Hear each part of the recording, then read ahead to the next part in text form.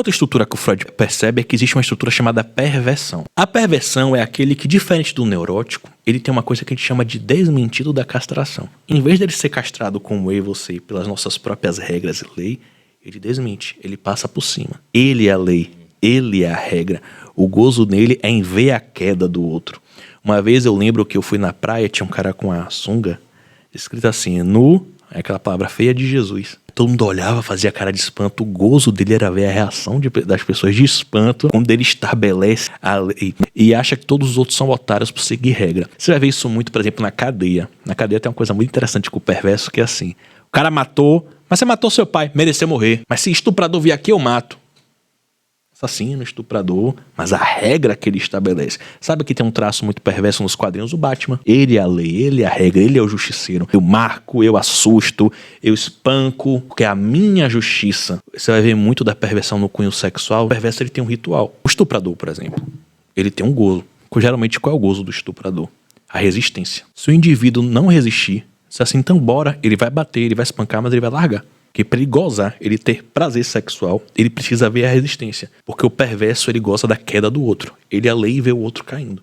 Então é muito comum o estuprador estuprar, daqui a pouco ele finge que tá chorando, manda a pessoa embora. Quando a pessoa tem esperança, ele pega de novo e faz. Por quê? O gozo dele é a queda do outro. Então é uma estrutura de pensamento no qual a gente vai ver uma série de transtornos aí também.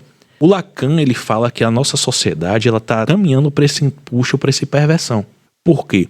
Uma das estruturas perversas se forma, o Lacan vai dizer que o que determina uma mente saudável é a figura do em nome do pai. Pode ser o pai, de fato, ou uma pessoa na família que assuma esse ato simbólico de dar regra, dar norma, castrar.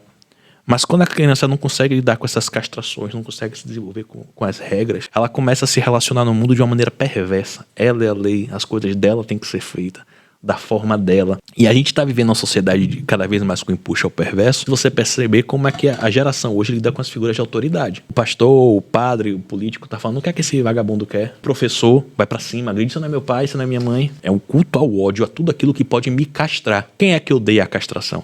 Quem é que desmente a castração? Perverso. É por isso que a gente está vendo cada vez mais uma sociedade com traços narcisistas. Quando a gente mexe numa sociedade que fala assim, eu vou dar tudo aquilo que eu nunca dei para o meu filho, não vou dar limites, eu não castro ele. O ser humano, se ele não for castrado, ele é libido. Tem um livro, Charles Melman, Um Homem Sem Gravidade, e é um livro que fala sobre isso. Um homem vítima de suas próprias paixões, do seu próprio gozo.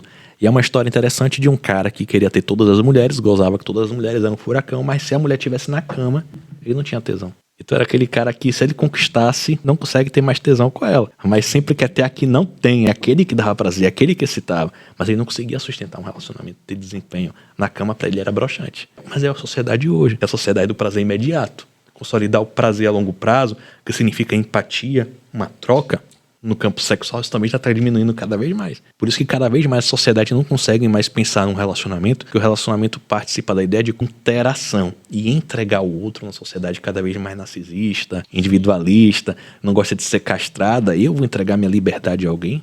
Jamais. Eu buscar o benefício em comum, eu quero a minha vontade, seja feita a minha vontade. Tudo que é simbólico, que represente castração. A religião está em queda cada vez mais, por quê? Representa um ser que dita regras. Eu não quero que ninguém me dê regras. Por isso que o Lacan, naquela época, fala: a sociedade caminha para um empuxo ao perverso. E o Nietzsche, quando fala aquela frase que não é bem entendido, né? Deus está morto. Sim, Nietzsche sabia que Deus é uma figura simbólica e imortal. Mas por que ele fala essa frase? Aí o pessoal faz aquele filme, Deus não está morto. Não, ele não está atacando a fé de ninguém. Ele está dizendo o seguinte: Deus está morto e nós o matamos. Ele está dizendo a sociedade atual não dá mais espaço na sua cultura e na sua maneira de viver para o divino. O homem não quer mais seguir regra de ninguém. Cada vez mais isso está caindo.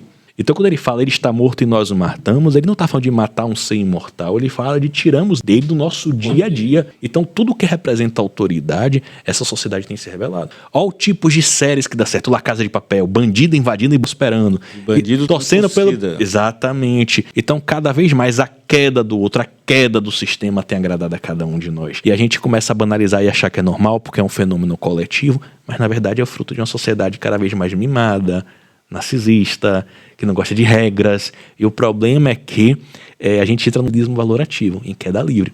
Porque se você tira todas as bases que sustentaram a humanidade até agora, você vai botar o quê? Por exemplo, se você tira a família, você tira o credo, você tira os professores, você tira tudo aquilo que dá uma base estrutural pra um ego estável daquele ser humano, você vai botar o quê? Futebol? Bahia é minha vida, Vitória é minha vida. Matou por quê? Porque é um time diferente do meu. Então, a ausência valorativa, o niilismo valorativo que o ser humano faz ele buscar estruturas em coisas que não sustentam. Imagine também a nível cultural. Pra gente que pegou a ascensão na internet é uma coisa. Mas quem já nasceu nesse mundo que faz tudo por um like? Se eu não gosto do seu comentário, eu te bloqueio. E ponto. Acabou. Eu não lido com realidade antagônica. Eu não fui criado para saber lidar com frustração ou entender que pessoas pensam diferentes. E essa pessoa que vive de rede social quase 12 a 24 horas por dia sai pra vida e a vida não é uma rede social. E começa a lidar pautas políticas com pessoas que pensam diferente. Eu tenho que matar você, eu tenho que destruir você. Porque eu não sei lidar com antítese. Eu não sei achar que você é uma pessoa boa por pensar diferente de mim. E é por isso que vem as pautas cada vez mais extremadas, que fala assim, você é de direita, ou você é maconheiro, comunista, você é de esquerda, ou você é nazista, fascista. Ou seja, quer dizer que se a pessoa não pensa como eu, ela não presta como ser humano, essa lógica reducionista.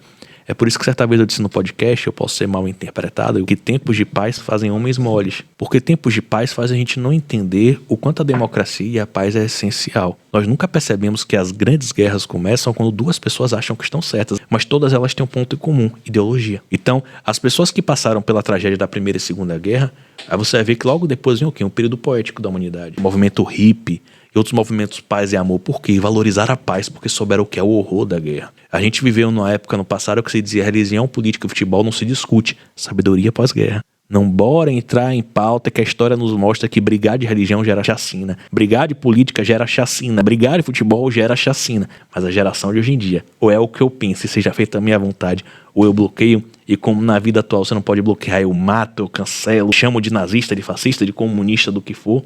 Isso é um genocídio cultural que a gente está vivendo.